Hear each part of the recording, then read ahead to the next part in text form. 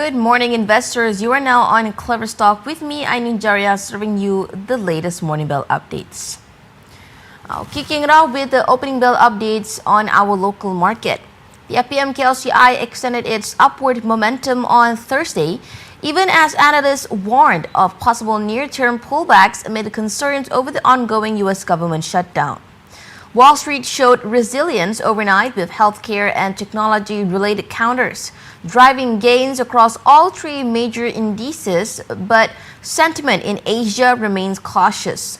TA Securities noted that the local benchmark, which closed at 9-month high yesterday, could soon slip into profit-taking consolidation as investors reduce positions following recent advances. It added that the shutdown in the United States is likely to weigh further on market sentiment, prompting a more guarded stance across regional exchanges. In contrast, Rakuten Trade struck a more optimistic tone, suggesting that the recent wave of buying support indicates further upside potential for the FPM KLCI. The broker expects the index to push into the 1,620 to 1,630 range today, adding that such momentum could also encourage this return of stronger retail participation. At 9 a.m., the FPM KLCI was up to 0.81 points at 1,621.68. Among notable movers, IHH Healthcare climbed 28 cents to 8 ringgit and 22 cents, while Hong Leong Bank rose 20 cents to 21 ringgit. In the actives list, Cameru gained 1.5 cent to 15.5 cent, VS Industry advanced 3 cents to 63 cents, and TechBase added half a cent to 13 cents.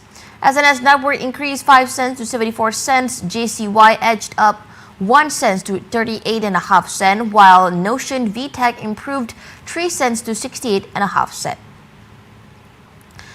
Moving on to local currency updates. The ringgit opened stronger on Thursday, buoyed by sustained buying momentum, as the United States entered its first government shutdown in nearly 7 years, a development that weakened the greenback. At 8:02 a.m., the local currency stood at 4.2000 or 4.2100 against the US dollar, appreciating from Wednesday's close of 4.2045 or 4.2095. Bank Muamalat Malaysia Berhad Chief Economist Dr. Muhammad Afzanizam Abdul Rashid noted that the shutdown had already begun, limiting U.S. government services, including the release of statistical data, which added further pressure on the dollar.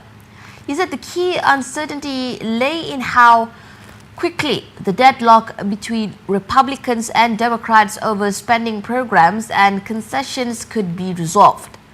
In the meantime, the shutdown remains dollar negative, and the ringgit could make another attempt to break through the 4 ringgit and 20 cents psychological level.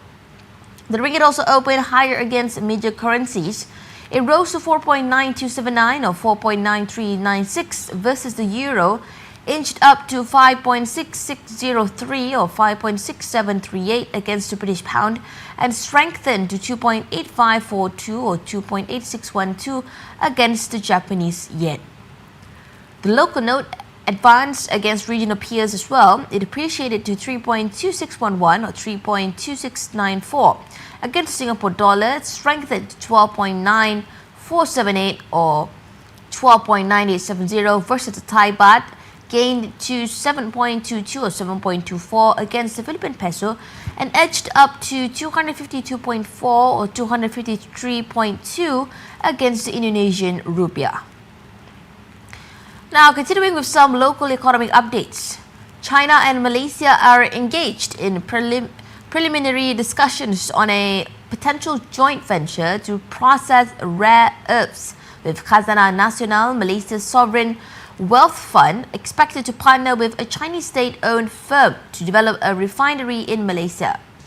Such a project would mark a significant policy shift for China, the world's dominant supplier and refiner of rare earths, which has long prohibited the export of its processing technology in order to safeguard its global advantage.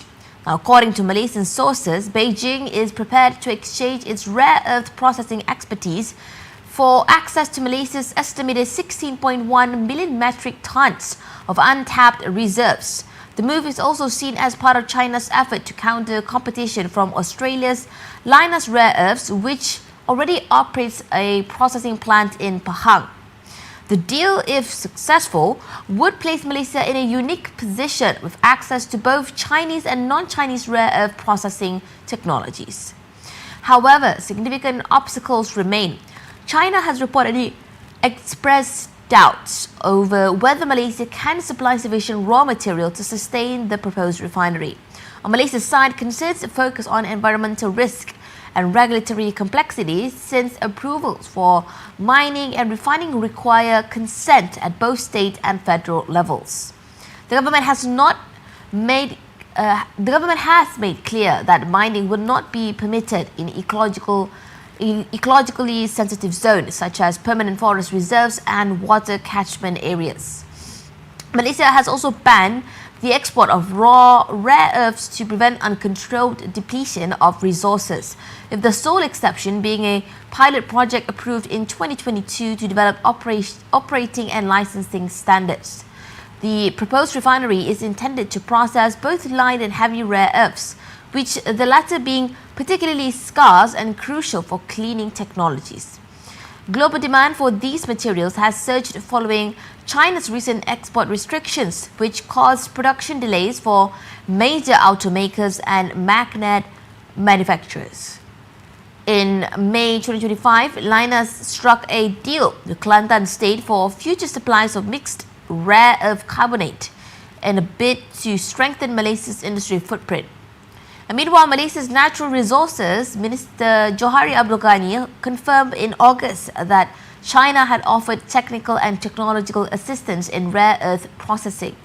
He also disclosed that President Xi Jinping requested that cooperation be limited to state-linked companies to protect proprietary know-how. Johari stressed that discussion remained at an early stage and no agreement has yet been reached. If the deal materializes, Malaysia would emerge as one of the very few countries worldwide with dual access to Chinese and non-Chinese rare earth processing technology, giving it a strategic role in global supply chains that power industries from consumer electronics to renewable energy and defense. And now moving on to corporate news update. Bank Negara Malaysia's updated policy document on personal financing due to take effect in 2027 is being positioned as one of the most significant regulatory shifts in the lending space in recent years. It aims to balance consumer protection with access to credit, but its ultimate success will depend on how effectively safeguards, particularly the financial education requirement, are implemented. The revised rules bring in several major changes. Loan tenures for unsecured personal financing will be capped at 10 years, even when property is pledged for personal use. Flat rate interest methods will be prohibited, while the long criticized rule of 78 will also be banned. Borrowers seeking loans of more than 100,000 ringgit will be required to complete a financial education module conducted either by their lender or the Agency Counselling and Pengurusan Credit AKPK. Banks are additionally encouraged to guide higher risk applicants to undergo the same process before applying for financing. Another important aspect is tighter scrutiny of buy now, pay later (BNPL) facilities. Any arrangement above 1,500 ringgit will now require affordability checks and must comply with Sharia principles. Bankrupt individuals will also be barred from accessing personal financing, closing a gap that has historically allowed risky lending practices to persist. Consumer advocates have broadly welcomed the initiative, especially its emphasis on borrower education. Malaysia Consumers Movement legal advisor Sukhdev Singh described it as a positive step, but stressed that discipline is ultimately key. He cited the Department of Insolvency data showing that 33,388 bankruptcy cases between 2019 and February 2023, nearly half of which stemmed from personal financing.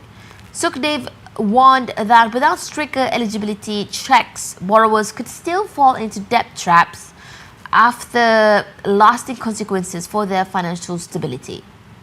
He also emphasized that the framework should not block credit access for qualified borrowers, but rather serve as a safeguard after approval.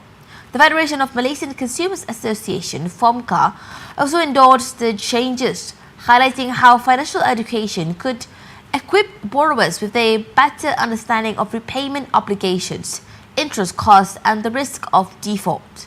Chief Executive Officer Saravanan Thambiraja also noted that education could also protect borrowers from scams or poor investment choices using borrowed funds. However, he cautioned that the modules must be designed to be practical, easy to follow, and not overly time-consuming. If the process becomes too burdensome, he said, borrowers may be discouraged from going through regulated financial institutions and instead turn to illegal moneylenders, putting themselves at far greater risk. Overall, the reforms mark a decisive step towards curbing reckless borrowing and strengthening financial literacy. Yet, the policy's effectiveness will rest on execution, ensuring that safeguards genuinely empower borrowers without creating barriers that inevitably push them into unregulated lending channels. And finally, wrapping up, we have major corporate developments and deals across Malaysia. Starting with Public Bank has launched a 10 billion ringgit commercial paper program to raise short-term funds over the next 7 years, filed under the SC's Lodge and Launch framework via Public Investment Bank. RSB Bank introduced combined 5 billion ringgit commercial paper and sukuk murabaha programs in both ringgit and foreign currencies, also lodged under the SC's Lodge and Launch framework to meet general banking, working capital and refinancing needs. And for the third one, Gadang and JS Solar secured a 52 million ringgit EPCC contract for a 15 megawatt solar plant in Tawau, Sabah, awarded by Gadang's indirect unit, Tenaga Aspirasi. An Alpha IVF Group, via its unit PT Alpha IVF Dan SPOG Bali, has signed a land lease agreement with PT Hotel Indonesia Notor to establish a full-fledged IVF center in the Sanur Special Economic Zone, Bali. Petronas Gas has secured a final tax exemption clearance from the Ministry of Finance for restructuring of its business by separating regulated and non-regulated segments into wholly owned subsidiaries to enhance transparency and closing flexibility. Now that's a wrap for Moneybell Updates with me, Anu Jaria from KleverStock. Thank you for choosing us, investors. Stay tuned for the next live coming soon.